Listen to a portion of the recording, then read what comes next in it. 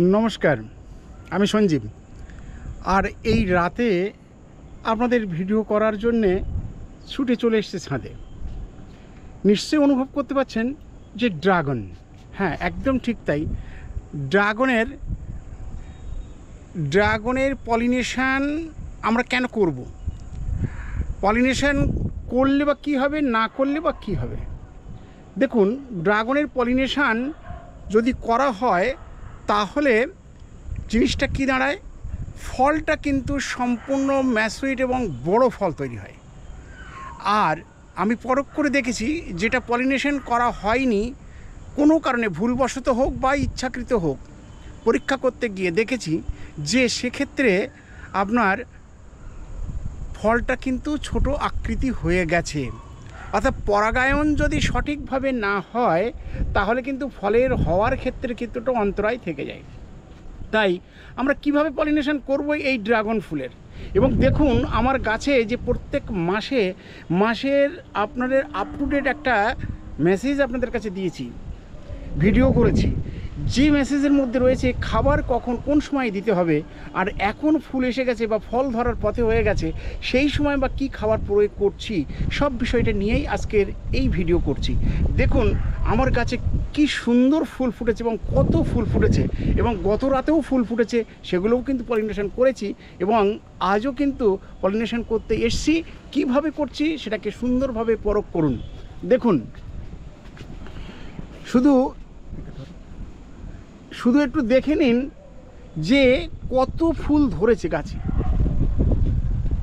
শুধু দেখুন যে কত ফুল গাছে, একটা গাছে ধরে গেছে। সেটা একদম গাছ পরিপূর্ণভাবে গতকাল প্রায় 20টা করেছি, তার আগে প্রায় 25টা মতো হয়ে গেছে। দেখুন কালকের যে গত রাতের যেগুলো সব ঝিমিয়ে পড়েছে ফুলগুলো, আজকের এইগুলো ফুটেছে। অর্থাৎ আর তার আগের যেগুলো সেগুলো কিন্তু ফলে পরিণত হয়ে গেছে। এই রকম ফলে পরিণত হয়ে গেছে বেশ কিছু। আবার দ্বিতীয়বার যেগুলোকে ফুলগুলো করলাম সেগুলোর এই অবস্থা, তৃতীয়বারের এই ফুলগুলো এই এসছে। দেখুন আবার কিছু কিন্তু এই ফুল কিন্তু গুটি কিন্তু এসছে, ফুল কিন্তু এবার ফুটবে, সেটা 2-1 দিনের মধ্যেই আবার কিন্তু শুরু হবে। তাহলে এইভাবে যদি সঠিক পরিচর্যা আমরা কিন্তু করতে পারি তাহলে একদম ছাদ বাগান, অর্থাৎ ড্রাগন বাগান কিন্তু ফুলে ফুলে একদম পরিপূর্ণ হয়ে যাবে, ফলে পরিপূর্ণ হয়ে যাবে। দেখুন সত্যি এই রাতে বাগানে এসে ড্রাগন ফুলের এই যে বাহার রূপ সত্যি মন কেড়ে নেয়। এত সুন্দর আকর্ষণ এই ফুলের বাহার যে মনটাকে একদম ছুঁয়ে যায়। দেখুন কি সুন্দর তার রূপ, প্রত্যেকটা ফুল দেখুন অসাধারণভাবে। এবং শুধু এই নয়, এই যে ছোট্ট গাছ টবে লাগিয়েছিলাম সেখানেও কিন্তু ফুল ফুটেছে, লক্ষ্য করতে পারছেন। তাহলে এইভাবে প্রত্যেকটা গাছের কিন্তু সুন্দরভাবে কিন্তু শুরু হয়ে গেছে ফল ধরা, ফুল ধরা। এইবার করব পলিনেশন। দেখুন কিভাবে করছি পলিনেশনটা, সেটাই একটাবার খেয়াল করুন। এইরকম একটা তুলি নিন, এইরকম একটা সফট তুলি দেখতে পাচ্ছেন, এই দেখতে পাচ্ছেন যে ফুলের মধ্যে দেখুন কি সুন্দর পুং রেণুগুলো, বেশ চারিধারে পুংকেশরের রেণুগুলো চারিধারে কেমন ছড়িয়ে আছে। আর মাঝখানে এই যে দণ্ডটা, এইটাই হচ্ছে কিন্তু গর্ভকেশর দণ্ড। এই গর্ভকেশর দণ্ডের মধ্যে কিন্তু এই রেণুগুলোকে প্রবেশ করতে হবে, কারণ এখন রাতের ক্ষেত্রে কোনো পতঙ্গ উড়বে না, যার ফলে এদের পরাগায়নের ক্ষেত্রে বেশ কিছুটা কিন্তু ব্যাহত ঘটে। তাই আমাদের সেলফ পলিনেশন তারা করতে পারে না, আমাদের মাধ্যমে পলিনেশনটা কিন্তু করতে হবে। হ্যাঁ, বাগানে প্রচুর ফুল ফোটে, হয়তো কিছু পতঙ্গ এলো বা হাওয়ার মাধ্যমে হয়তো পরাগায়ন কিছুটা হলেও হতে পারে, কিন্তু তাতে কিন্তু ফলের ম্যাচুরিটি ঠিকমতো হয় না।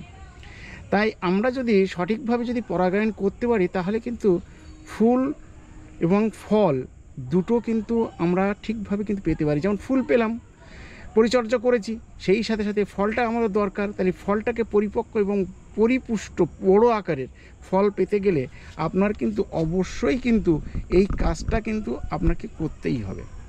তাই কিভাবে করছি সেইটা একটু লক্ষ্য করুন। যারা বাগানে নতুন করে এই ড্রাগনের চাষ করেছেন বা করছেন, তাদের ক্ষেত্রে এইটা দেখুন একদম দেখা দরকার। এইভাবে ধরুন আপনি একটা সাদা বা কোনো একটা হার্ডবোর্ড, সফটবোর্ড যাই হোক না কেন নিয়ে নিন। মোটামুটি নেওয়ার পরে এইরকম এক যে তুলি আছে, এইরকম সফট তুলি, এই তুলিগুলো দিয়ে দেখুন আস্তে আস্তে যদি এখানে ঝাড়া দেওয়া হয়, নেড়ে দেওয়া হয়, তাহলে কিন্তু দেখুন সুন্দর রেণুগুলো কিন্তু ঝরে ঝরে ঝরে ঝরে পড়বে এবং এর গায়ে কিন্তু পরিষ্কার এই রেণুগুলো কিন্তু লেগে যাবে। এইবার এই তুলির গায়ে দেখুন সাদা হয়ে গেছে একদম। এই যে রেণুগুলো, এগুলো সব এই গর্ভদণ্ডের মাথায় দেখুন ছোট্ট একটা সুন্দর ছিদ্র হয়ে রয়েছে গর্ভদণ্ডের মধ্যে। এই গর্ভদণ্ডের মধ্যে যদি আমরা প্রবেশ করাতে পারি, তাহলে কিন্তু আমাদের ফলটা জানবেন 100% যে এই ফলটা কিন্তু নষ্ট হবে না, অর্থাৎ ফুল থেকে ফল হতে কিন্তু বাধ্য। দেখেছেন? এইভাবে যদি আমরা প্রত্যেকটা ফুলকে যদি আমরা রেণু দিতে পারি, পরাগায়ন করতে পারি, তাহলে কিন্তু সুন্দরভাবে কিন্তু আপনার ফুল থেকে ফলে পরিণত হতে বাধ্য। আপনার একটা ফল কিন্তু মিস হবে না। এই ফলগুলোকে আমরা সুন্দরভাবে আমরা তৈরি করতে পারি যদি এইভাবে পরাগায়ন আমরা করি। তাহলে এই পরাগায়ন করা কিভাবে? খুব সহজভাবে। এর জন্য কিন্তু কোনো খাটনি কিছু নেই।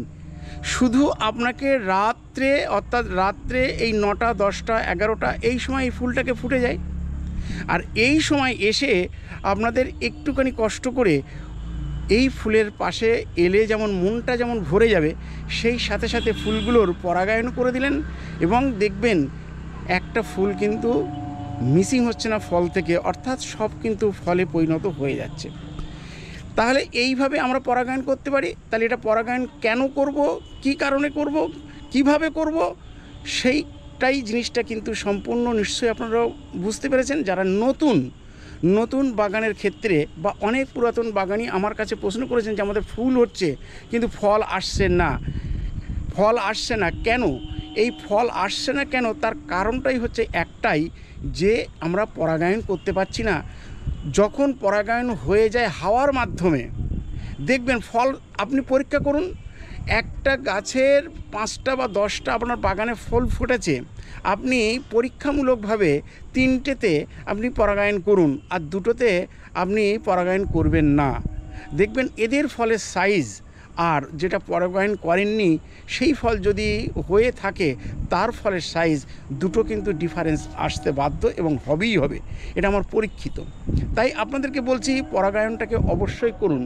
হাওয়া যদি জোর বয় তাহলে কিন্তু কিছুটা কিন্তু হাওয়ার মাধ্যমে রেণুগুলো ছড়িয়ে যেতে পারে, সেটা কিন্তু খুব লাকলি, সেটা লাখের ব্যাপার, ভাগ্যের ব্যাপার সেটাকে। যাই হোক, এইভাবে পরাগায়নটাকে করুন। নতুন চাষিদের ক্ষেত্রে বলবো, যারা খুব উৎসাহ ভরে এই ড্রাগন গাছ লাগিয়েছেন বাড়িতে, আর এই ড্রাগনের ফল পাওয়ার আশায় কিন্তু অনেক পরিশ্রম করছেন, সেই ফলটা যাতে নষ্ট না হয় সেই জন্য এই কথাটাকে বলা। আর বিশেষ কিছু নয়, যে কথাটা বলবো, এই সময় কি খাবার প্রয়োগ করবেন, কারণ প্রত্যেক মাসে কিভাবে একটা রুটিন মাফিক খাবার দিয়েছি নিশ্চয়ই জানেন। এবং ফল ধরে গেছে, ফুল থেকে ফলের পথে, এই সময় কিন্তু তাদের একটা পর্যাপ্ত খাবার কিন্তু প্রয়োজন আছে। কিন্তু হার্ড ফুড এই মুহূর্তে নয়, হার্ড ফুড দেওয়ার দরকার নেই।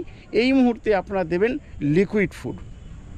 লিকুইড ফুডের মধ্যে সর্ষের খোল ভিজানো জল দেবেন, সিউইডস দেবেন, আর দেবেন কিচেন ওয়েস্টে যে ভিজানো যে সবজি পচা জল, সেই জল আপনার মিশ্রিত করবেন, অর্থাৎ খোল জল আর কিচেন ওয়েস্ট ভিজানো জল আর সাথে সিউইডস দিয়ে গাছের গোড়ায় প্রয়োগ করুন।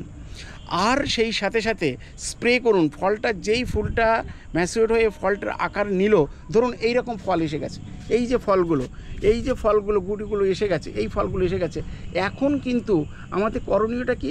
এখন কিন্তু একবার করে কিন্তু আপনাকে স্প্রে অবশ্যই করতে হবে। কি স্প্রে করবেন?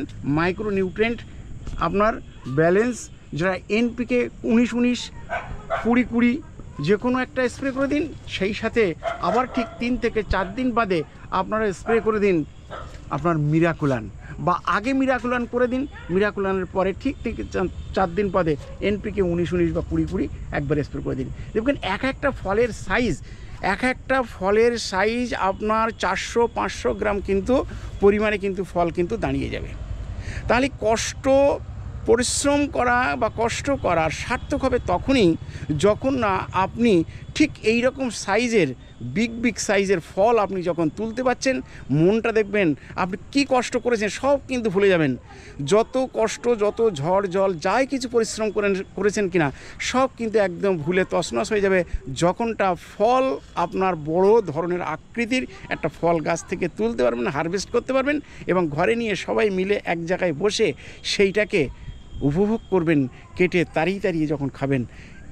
এইটাই হচ্ছে সবথেকে বড় আনন্দের জায়গা। যাই হোক, আর বিশেষ কিছু বলছি না। এইভাবে আপনারা পরাগায়ন করুন, এবং পরাগায়ন কেন করবেন সেটা টোটাল ডিটেলস ব্যাপারটাকে বললাম, এবং কি খাবার দেবেন এই সময়টা সেটাও বলে দিলাম। জাস্ট এইভাবে নতুন চাষি বা পুরাতন যারা এখনও পর্যন্ত অনেক ভুল ট্রিটমেন্ট করে ফেলেছেন তাদের ক্ষেত্রে বলবো এইভাবে ট্রিটমেন্টটা করুন, তাহলে কিন্তু আপনারা ফল হারভেস্ট করতে পারবেন। আর বিশেষ কিছু নয়, এখানেই শেষ করছি। দেখা হবে পরবর্তী ভিডিওতে। এবং আমার এই চ্যানেলের এখনও পর্যন্ত যারা সাবস্ক্রাইব করেননি, অনুরোধ করব পাশে থাকার জন্য সাবস্ক্রাইব করুন, এবং সেই সাথে লাইক, শেয়ার, কমেন্ট করতে ভুলবেন না।